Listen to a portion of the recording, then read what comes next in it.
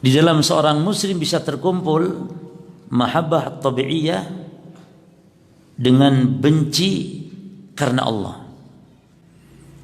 Bisa terkumpul cinta dan benci. Cinta tabiat, benci karena Allah. Apa contohnya? Seorang muslim yang kawin dengan seorang Nasrani, perempuan Nasrani.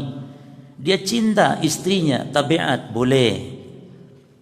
Jadi mencintai istrinya yang Nasrani karena cinta tabi'i ini boleh jemaah. Tidak haram. Tapi wajib dia benci kepada istrinya tersebut. Benci karena Allah. Benci kepada apanya? Agamanya. Maka seorang muslim yang kawin menikah dengan Nasrani harus berusaha dia untuk mengajak istrinya tersebut, karena cinta kepada istri ini harus berusaha untuk mengajak dia kepada hidayah. Bukan dia anteng saja dalam kekristenannya, dibiarkan saja. Makanya hikmahnya hanya laki-laki yang boleh kawin dengan ahli kitab, namun wanita muslimah mutlak kepada kafir manapun tidak boleh. Apa hikmahnya? Karena kita akan mengajak, berdakwah. Ya.